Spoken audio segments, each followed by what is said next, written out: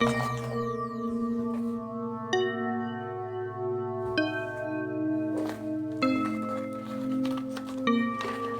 recebi uma solicitação de um inscrito para refutar a pessoa do bispo Tarlis Elias, idealizador e apresentador do canal Teologar, aqui mesmo nesta plataforma. Daí, quando eu entrei no canal dele, eu nem o conheço, mas eu acabei me deparando com uma série de vídeos. Haviam vídeos de entrevistas, apologética, heresiologia, armateologia e mais uma série de outros temas capazes de embalar a fé de crentes sinceros e carentes de confirmação para as suas próprias crenças.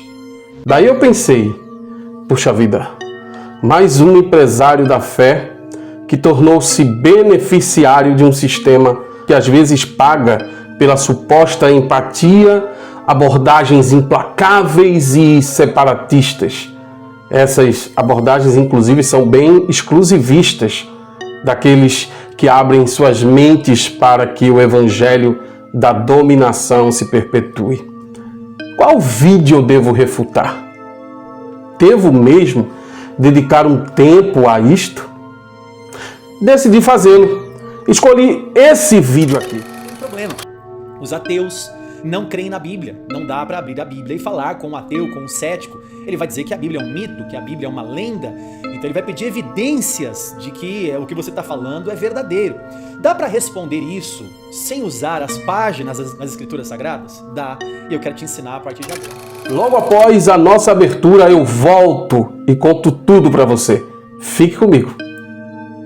Vigilante da Razão, o seu canal de opinião e crítica. Meus amigos e minhas amigas do canal Vigilante da Razão, muito bom dia, boa tarde, boa noite a todos vocês que estão aí do outro lado assistindo a mais um vídeo do canal.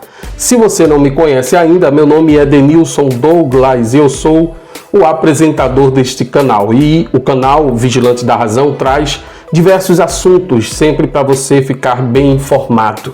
Religião, agnosticismo, ateísmo, política, filosofia, tudo sempre para deixar você informadíssimo e abrir a sua mente.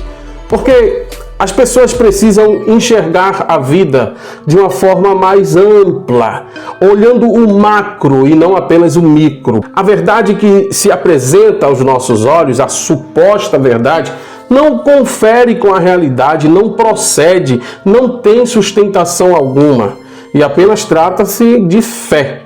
Fé por fé, você encontra nos sistemas religiosos inúmeros que tem por aí. Mas se você quiser viver uma vida realista, uma vida baseada no humanismo, baseada no empirismo, aí você precisa desmistificar algumas coisas. E nesse caso, o velho tem que dar lugar para o novo. E o novo é o humanismo. O novo é a ciência. O novo são as questões que possam ser verificadas. O que o sistema religioso promove, por exemplo, é exatamente o contrário. Ele promove a abolição dos conceitos científicos, filosóficos e humanistas em prol das próprias concepções deles mesmos. E existem alguns que são até bem ousados, tentam mesclar a verdade com as suas mentiras disfarçadas. Aí você precisa abrir muito seus olhos para não cair nessas ciladas. Quando eu falo assim, às vezes alguém se ofende e diz: puxa, você está me chamando de burro? Você está dizendo que eu não tenho capacidade de discernimento? Não é isso que eu quero dizer. O que eu quero dizer é que a sua inteligência, a sua capacidade de discernimento pairam num mar de lama ocasionado por aqueles que querem apenas te ver na lama e querem usurpar aquilo que você conquista no seu dia a dia, o seu dinheiro, o seu tempo, a sua paciência, a sua boa índole. É como se você tivesse um grande potencial e esse seu grande potencial está sendo utilizado da forma errada. Aí você pode me questionar: Denilson, mas por que você diz isso como se apenas você enxergasse dessa forma? É porque você está rodeado por pessoas que confirmam esse ideário que tentam colocar na sua mente desde pequeno. Aí fica difícil você ouvir a voz da razão. E a voz da razão não sou eu.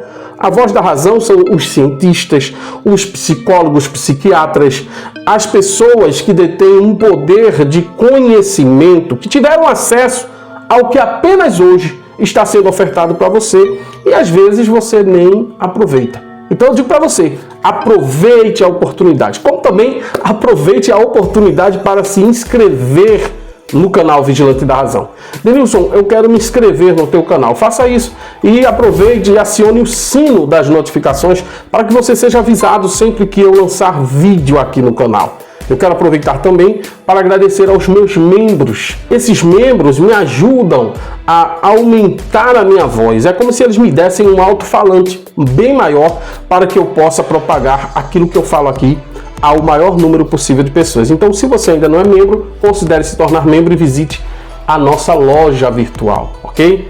A lojinha do canal Vigilante da Razão está aí, com canecas belíssimas, com a possibilidade de você, de repente, encomendar sua camiseta e ser uma pessoa propagadora daquilo que a gente fala aqui no canal, ainda com mais força. Lembrando que se você tiver alguma doação para fazer, um Pix para me ajudar nas manutenções que eu preciso ter aqui no canal, fique à vontade, a chave Pix está passando aí na sua tela, vigilantedenilson@gmail.com. Repetindo, vigilantedenilson@gmail.com. Vamos ao vídeo de hoje. Porque no vídeo de hoje eu quero falar sobre o seguinte assunto: canal Teologar, uma constatação, uma refutação? Esse é o tema escolhido para o vídeo de hoje. Como eu falei para você, eu recebi um pedido de um inscrito, do Airon. Ele pediu para que eu refutasse o canal Teologar. E quando a pessoa diz assim, refuta tal pessoa, tenta refutar tal pessoa, é uma coisa. Mas o Airon me pediu para refutar o canal Teologar. Quando eu entro no canal, já falei para você, uma série de vídeos. Inclusive eu quero começar analisando a pessoa do bispo Tarles Elias. E eu quero avisar logo de antemão que a minha intenção não é denegrir a imagem dele, ele tem o direito de ser bispo das ovelhas, que o considerem bispo, de defender a sua teologia, propagar a sua fé, de assumir publicamente essa sua fé. Eu não tenho nada contra o bispo Tarles Elias. Não tenho nada contra ele, eu nem o conheço, não sei nem onde ele mora, não sei a idade dele, não sei a história de vida dele. Inclusive, decidi pesquisar para ver se sabia alguma coisa a mais para ilustrar esse comentário aqui, esse vídeo aqui. Infelizmente, não encontrei. Tudo bem. As pessoas, às vezes, que estão na internet propagando os seus dogmas, as suas doutrinas, se apresentando enquanto teólogos, apologetas, apologistas, hermeneutas, exegetas, essas pessoas acabam se confundindo com uma instituição. É como se elas perdessem sua própria identidade enquanto pessoas e são instituições. Talvez tenha sido o que aconteceu com o nosso querido bispo Tarles Elias, Ele é bispo de uma igreja chamada Comunidade Apostólica Livre. E tem certamente as suas ovelhas lá, as quais ele tenta conduzir da melhor forma possível, segundo os seus próprios dogmas. A grande questão é que quando essas pessoas elas conseguem uma ascensão dentro da plataforma do YouTube, elas acabam se achando no direito de ofender as outras pessoas, de atacar as outras pessoas. Tentando se defender, elas acabam atacando. E quando a gente se defende, aí somos nós que atacamos. É interessante isso. Apenas a nossa defesa é que é questionada e ridicularizada por muitas vezes. O bispo Tarles Elias, inclusive, recebeu em seu canal pessoas que, assim como ele, zombam dos ateus, zombam das pessoas que têm outra forma de pensamento. Agnóstico, que ele não queria explicar a origem das coisas. Sim. Né? Porque o agnóstico é o ateu envergonhado, né? É sério. Todo agnóstico você pode ver, se você apertar um pouquinho, ele acaba dizendo que é ateu. Mas é o ateu envergonhado. E o canal dele é famoso também por ele expor heresias, seitas, igrejas que ele não faria parte, em formato de cursos também. Ele oferece esse tipo de conteúdo aí. É um grande empresário da fé. Então veja só, A minha intenção não é denegrir a imagem do Tarles Elias. De maneira alguma. Ele tem lá a sua igreja, os seus membros, as suas ovelhas. Ele trata as ovelhas como ovelhas, porque, na verdade, o bispo é ele. Ele é o condutor das ovelhas, né? Ele é o pastor das ovelhas. Até aí tudo bem, é perfeitamente compreensível. Mas a partir do momento que uma pessoa como o bispo Tarles Elias passa a ofender ateus na internet, a desclassificar questões científicas e deturpar realidades científicas para reafirmar ou para tentar consolidar as suas próprias crenças, aí é onde mora o perigo. Por isso que eu aceitei tentar refutar esse camarada, porque o que ele fala é um absurdo. Começando com essa questão que o nobre bispo Tarles Elias, que entende mais de cobra falante e homem de barro do que de outras coisas, ele inclusive não entende nada de evolução. Você vai falar com um ateu e vai dizer assim para ele: quem criou você? Ele vai dizer: eu vim do macaco. E você vai dizer: quem criou o macaco? E ele vai dizer: de uma outra espécie. E você vai perguntar: quem criou essa espécie? Ele vai dizer: de outra espécie, até o começo de tudo. Quando ele ficar muito bravo com você, ele vai perguntar para você: quem criou? Olha aqui, meu amigo. Se te disseram que o homem veio do macaco, estão faltando com a verdade para contigo. O que a teoria da evolução explica é que nós, os primatas, bem como todos os outros primatas, viemos de um mesmo ancestral em comum. E você pode não acreditar nisso e optar pelo argumento religioso de que o homem foi criado por um espírito que pegou barro, pegou água e molhou o barro e criou um boneco ali e soprou nesse boneco o fôlego de vida. Fique à vontade, é um direito que ele assiste. Mas, por favor, mesmo que a sua crença não tenha viabilidade racional, não tente deturpar o que tem viabilidade racional. Por favor, quando for falar sobre ciência, escolha bem quem lhe assessora. Porque, inclusive, em outro vídeo que eu posso falar em breve, A Fé dos Ateus, onde ele recebe o magnífico polímata João Paulo Reis, que afirmou nesse vídeo aqui a pérola de que nós não poderíamos ter evoluído do ancestral em comum ao macaco, pelos motivos que já conhecemos, porque, sendo assim, também possuímos genes com semelhança aos das frutas, como a banana. A banana é 50% semelhante a gente, segundo esses parâmetros. Tem uns homens meio banana mesmo. Tem. Aplaudir e ovacionar tais alegações sem compreender o que de fato foi alvo de estudos e os resultados alcançados até o momento é, no mínimo, faltar com a reflexão crítica e séria. Dentre todas as falácias apresentadas pelo bispo Tarles, quero destacar aqui algumas delas. A tal causa primeira. Não por coincidência, vou falar sobre a tal da causa primeira.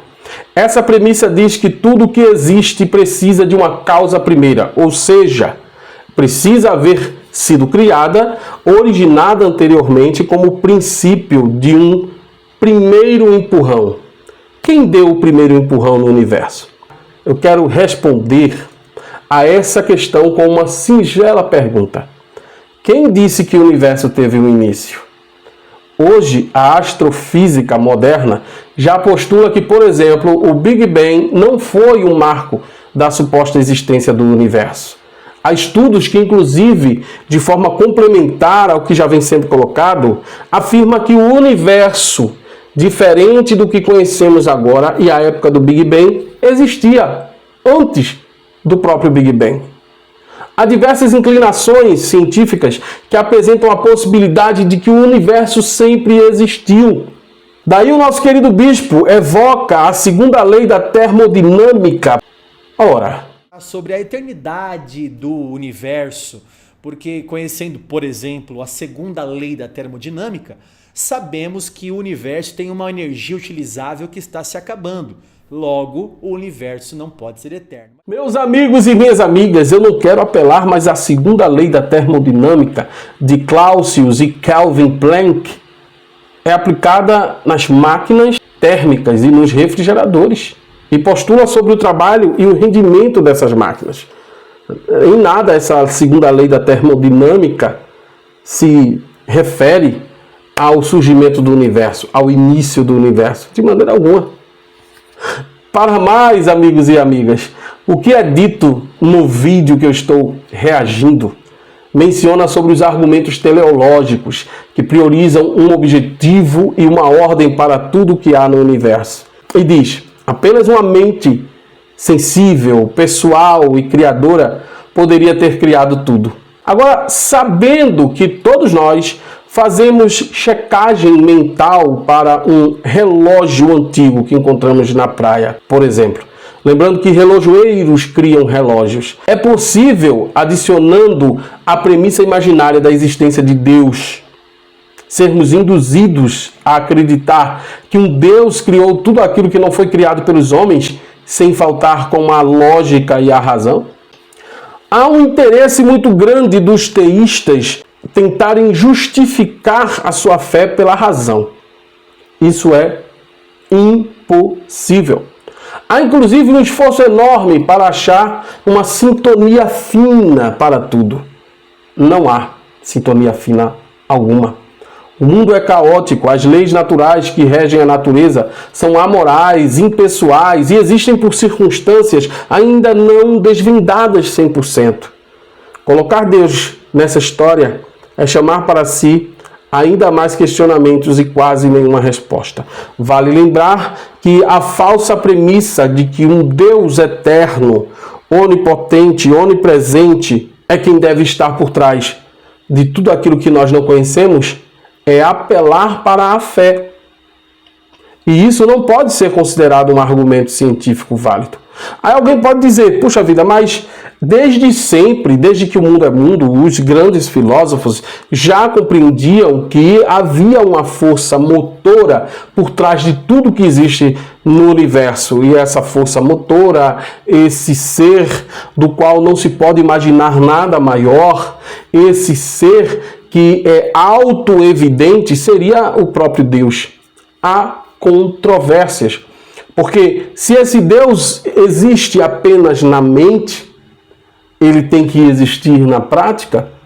Essa construção na mente do ser humano de um Deus todo-poderoso, onipotente, onisciente e onipresente, é uma construção que se baseou apenas no ideário humano.